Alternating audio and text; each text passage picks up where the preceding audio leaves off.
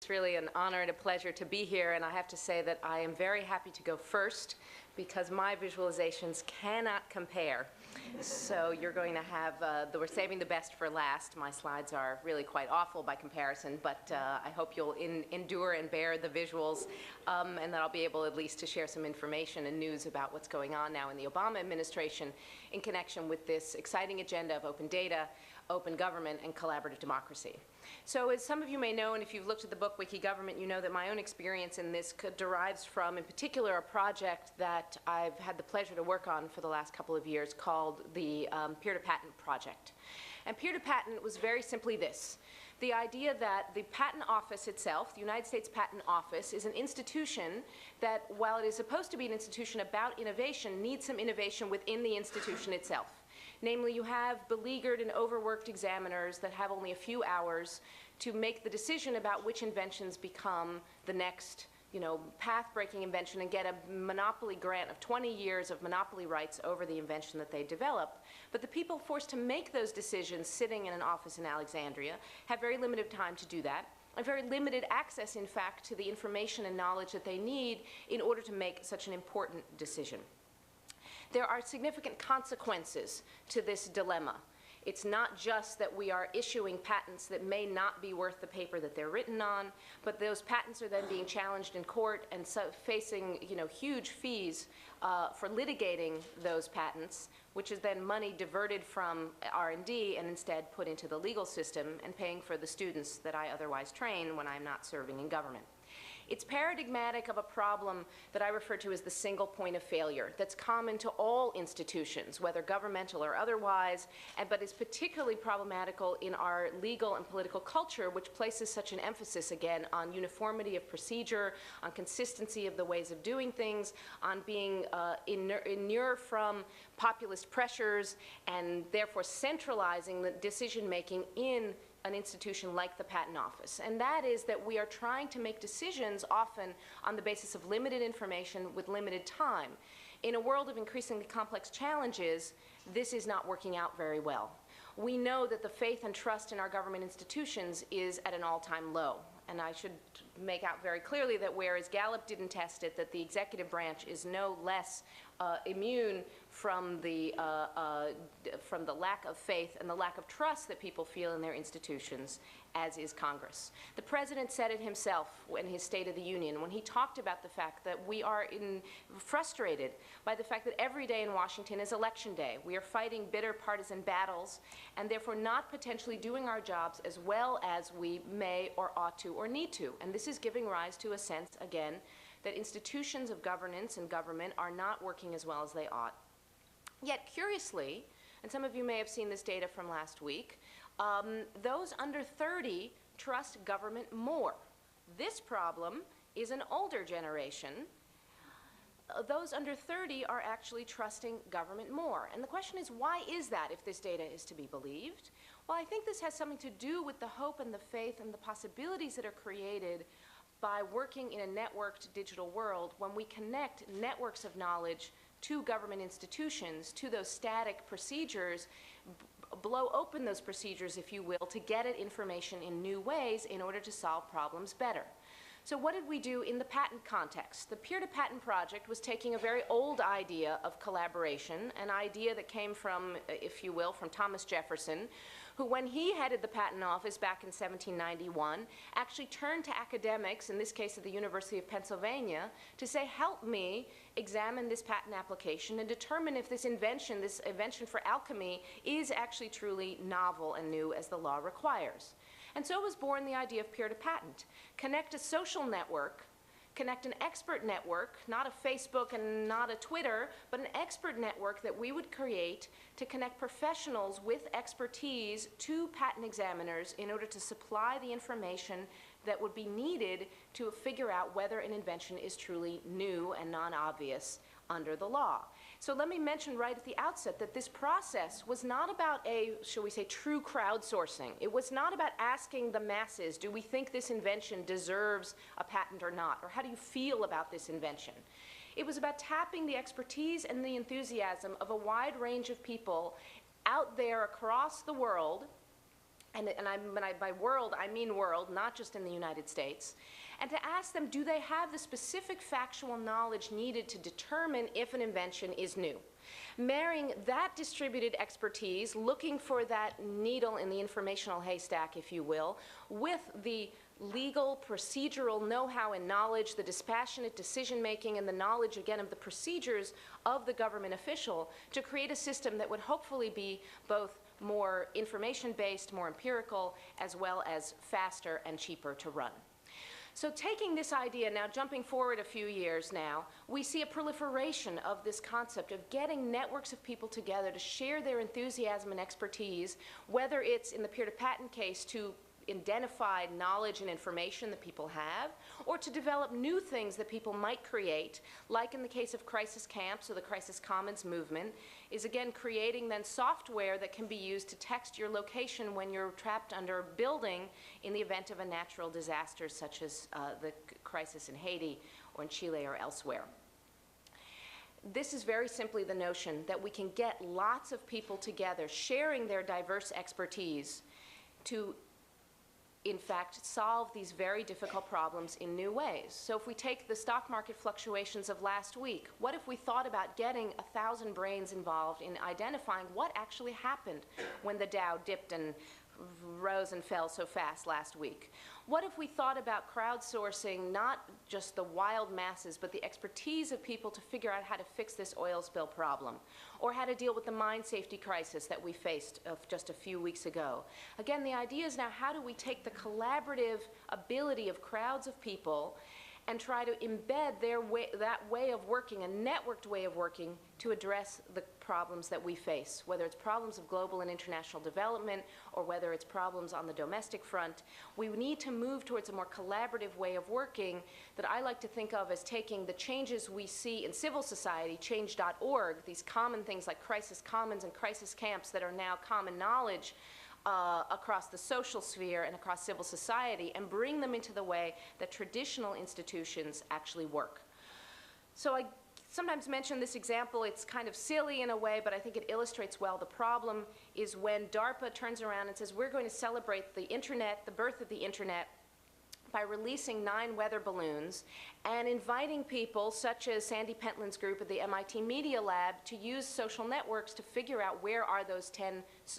weather balloons. A very difficult logistical problem. They solve it in 9 hours using a set of useful incentives and common social networks like Facebook to figure out where the balloons are. This is nothing short, I think, than a process of institutional reinvention, of trying to rethink how we do business, of how we work, while from the inside. So re-engineer the plane as we're flying it, if you will, by trying to create systems of focused collaboration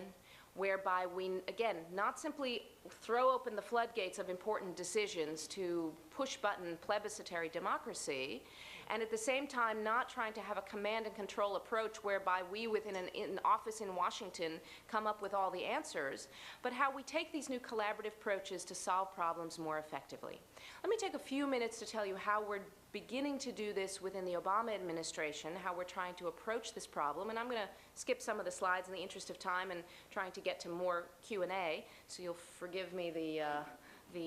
vertigo effect you might get. But we started this effort very consciously by having the President's first executive action be this memorandum on transparency and open government, by setting out these principles that we would try to create a government that is more transparent about its data and the way that it works, but also a government that's more participatory and collaborative. So not just getting out more data, but thinking about how we get people to work with that data and information to solve problems in new ways. This has led to a policy process that's been unfolding over the last year and a half, most recently on April 7th, when now close to 40 major government agencies and departments, all the cabinet departments, have created an open government plan, their own strategic plan by which the agencies have said, this is how we will become more collaborative, how we will bring innovation to the way that we work. The first of these principles, of course, is transparency, and every agency has been mandated, and I really want to celebrate and compliment the World Bank on its phenomenal effort at creating this open data initiative here. I think it has been an inspiration to people in the U.S. federal government who are thinking about and trying to work on the same kinds of problems, that you have been really at the forefront of this movement and helping to show everybody that it is possible to put out data. So data.gov, of course, which today you may or may not know is the anniversary, 1 year today, that we launched data.gov, starting with 47 data sets. The notion of rough consensus running code. Don't wait for it to be perfect. Start with 47 data sets. And now we have over 250,000 in a year. Unless you think, who cares about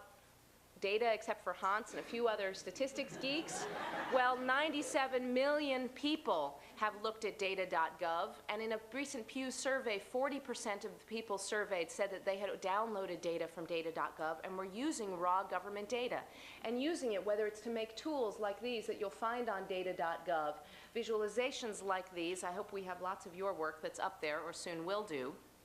And that's then really spurring, if you will, a sort of spin-off effect where people at the state and local level are also beginning to release their data catalogs so that we can, in the first place, hold government more accountable, put out more data to be sure that we're making decisions and we're spending money and we're spending the taxpayer dollars in the most effective way possible. That's the first reason. It's when we put out this data, some of you may have seen the piece in the New York Times this Sunday, we allow people then to go beyond just measuring how government spends data to actually come up with and figure out what is the state of the USA, if you will. What is the state of healthcare? What is the state of education? What is the state of developments in this country and around the world, where the World Bank data is really, I think, enormously important to this effort of really having an understanding of the problems that we face so that we can fix them.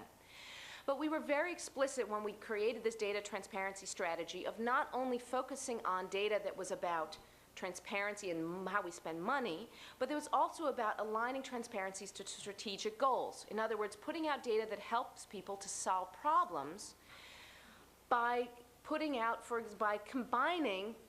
transparency of data and information with a strategy for participation and collaboration. So when you connect transparency to participation, when the Energy Department creates a platform like OpenEI and puts out energy data on a wiki that says we're not going to just push out our data to you, but we're going to invite you, the public, to give us data back so that we truly have a robust picture of energy usage and energy independence, we can actually collaborate in new ways to get a better picture of the state of affairs, the state of energy usage in this country. When we combine transparency and participation, we can actually find the problems and the gaps, as we'll hear a lot more about, so I won't belabor this point. We can also get people to be more informed when they participate in policy making, so that when we put up blogs and we put up wikis and we put up brainstorming sites and we ask people to give us advice about how to make policy, as the agencies now and the White House are doing, we can actually be sure that people are doing that participation informed by data, informed by numbers. And in fact, every open government plan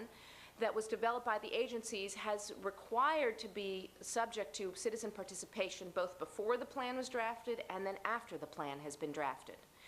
And finally, when we take this idea of transparency and engagement, so data-driven engagement in the way that government works, and we put these things together, we have the third principle of our open government strategy, and that is the idea of collaboration in the way that we solve problems. So again, it's not simply getting information into the way that government works, but pushing out